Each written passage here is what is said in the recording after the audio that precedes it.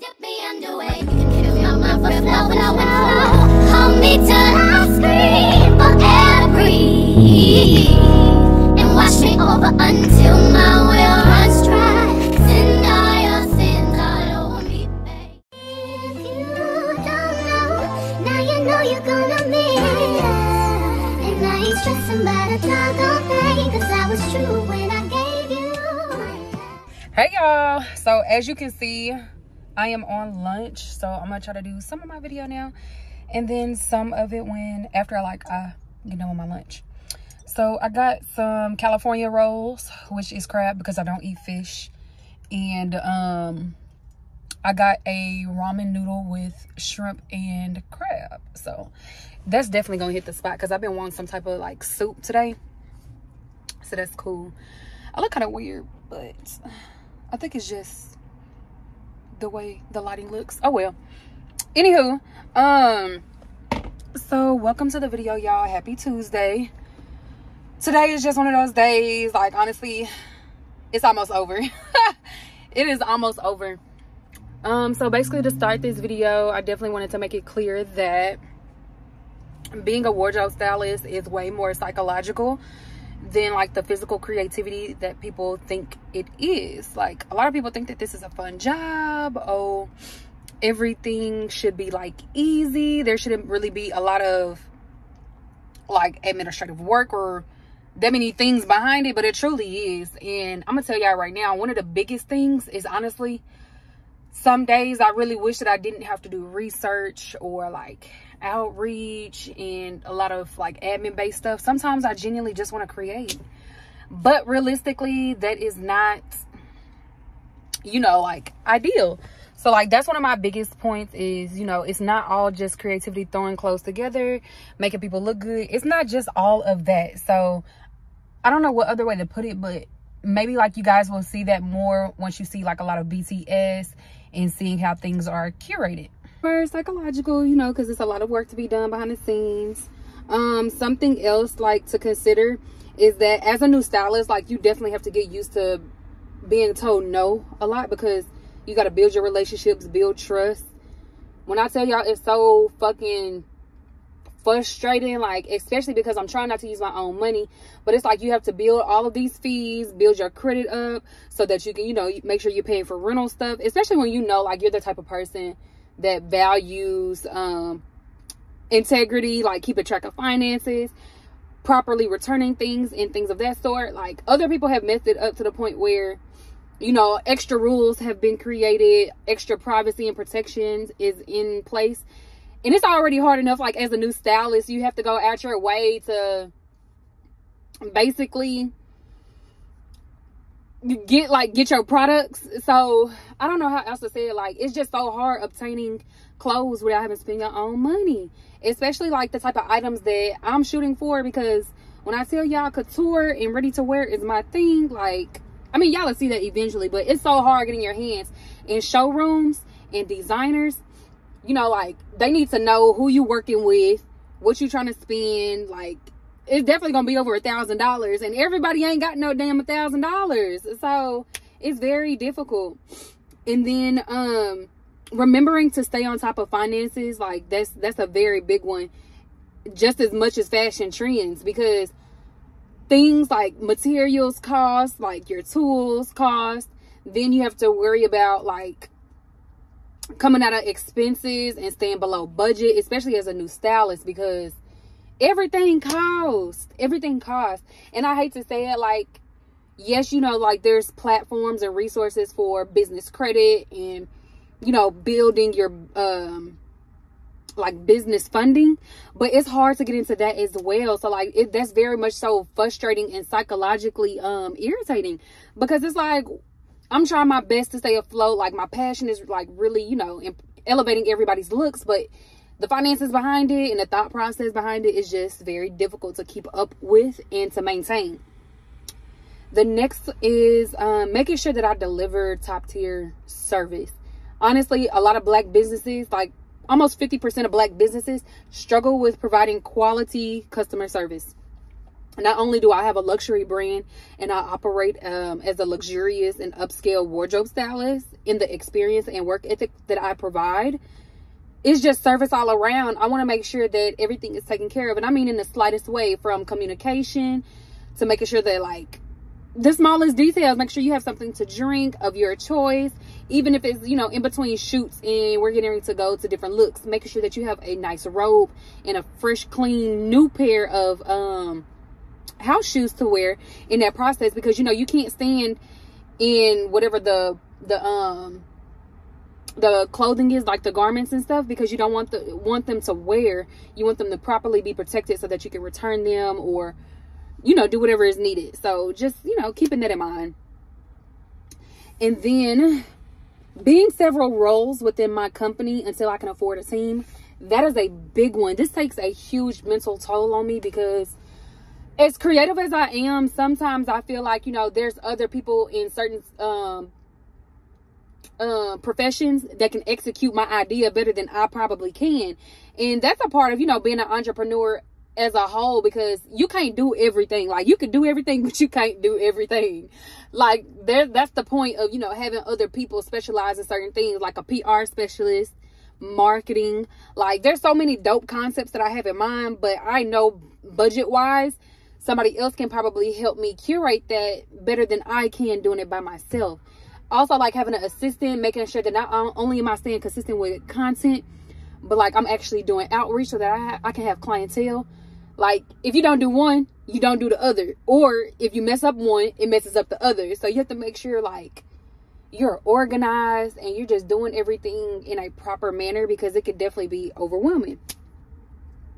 Next is planning for the future and now. So, like, example, even though I don't have a team, I've been editing and creating an employee handbook, what type of rules and regulations, what I want the expectations for each department.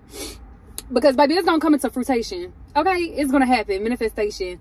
I just want to make sure that I'm the best boss ever, and I get that realistically you can't be. However, I want to carry, like, realistic and valuable traits of a good leader and a manager. Those are two different things. So I want my employees to make sure that they are open and comfortable, not only speaking with me, but with HR as well. So that, and then making sure I'm factually educating my clients on their image. So that means I have to make sure that I am constantly keeping up with updates, trends, like new things that's happening in the industry all the time. So I have to constantly be on Business of Fashion, WWD, Shade Room, constantly going to other stylist pages and just keeping up with my research and making sure that, like, I'm up to date and I'm knowledgeable so that I can educate my clients on the right things as well. And then also just making sure I stay up to date on, like, the information I learned with my degrees. So textiles, fabrics, you know, what other countries have to, like, import and export, etc. Like, a lot of people don't think about that, but it's a lot. It is mentally a toll. So yeah, I'm gonna be right back, y'all. Be back for part 2. Let me go pick up my food real quick. I'll be right back.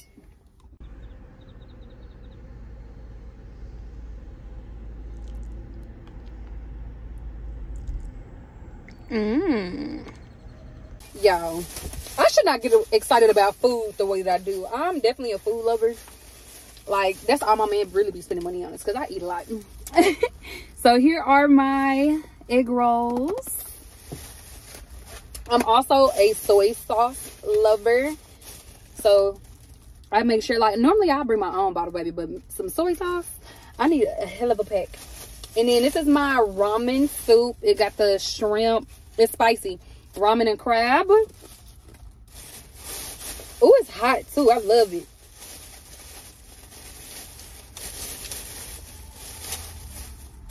Okay, so let's get back to it, y'all. I'm gonna put this right here so I don't bust this open on accident. And put this right here. Now me trying to get situated in the car, y'all. I really be trying to use the best of my time, because, you know, for lunch I only get an hour. And I mean, I take breaks and stuff like that, but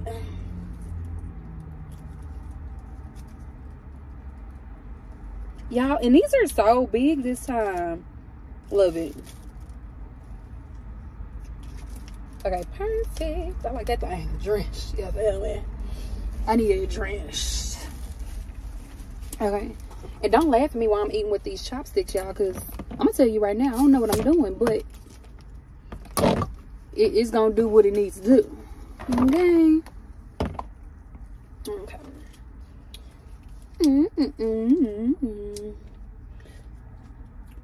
And let my ass be careful, because I'm definitely clumsy and stay wasting stuff.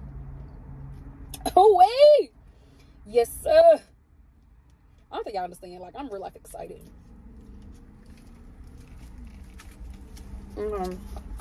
Anyways, y'all, on to the next point. So the next one is, man, standing firm on my policies and my procedures. Please don't question me about my pricing, because 9 times out of 10, well, I'm gonna just say this: I don't overcharge. I charge for my worth. Ooh, I charge for my worth, and I also charge for the things that go into that service. So, example, if I'm doing a wardrobe enhancement and I have to come organize and clean your closet, 9 times out of 10, I'm having to buy some new things such as shelving, racks, hangers, etc. Doing some organizing in order to, you know, best provide you with whatever you need in that closet. So yes, I'm going to have to purchase some things. So please don't question me about my pricing, because it is what it is. And this is a luxury experience as well. It's not halfway thrown together. And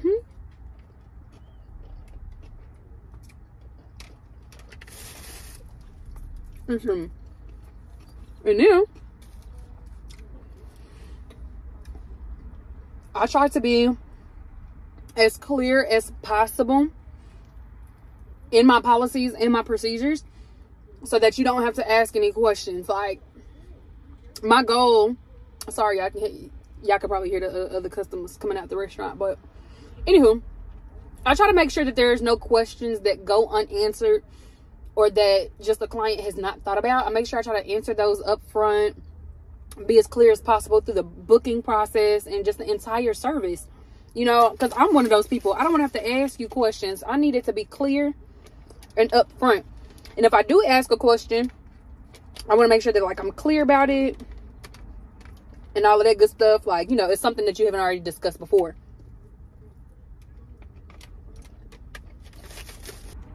And then, not making $1 from the business, but staying consistent until the overflow comes. I'm gonna say that one more time. It is psychologically, mentally frustrating, because I go from not making $1 from the business in months, but trying to stay consistent behind scenes until the overflow comes. Honey, the biggest thing I can tell you is that I am practicing and I am prepping for the prayers that I have prayed for in the overflow of business. So I am constantly trying to make sure that whenever the time comes where I do have consistent clientele, like, it'll be okay. Reminding myself it'll be okay. Especially because, baby, I'm broke. I be trying to tell y'all, like, I'm gonna be rich, but right now the math ain't mathing for me, and I'm gonna need it to math for me. In order to do that, I have to move strategically and smart when it comes to this business. That's what's up. And last but definitely not least, honey, I am constantly trying to work on destiny as an individual, as a human, as a business owner, supervisor, etc., leader, and building my character. Let me take a drink before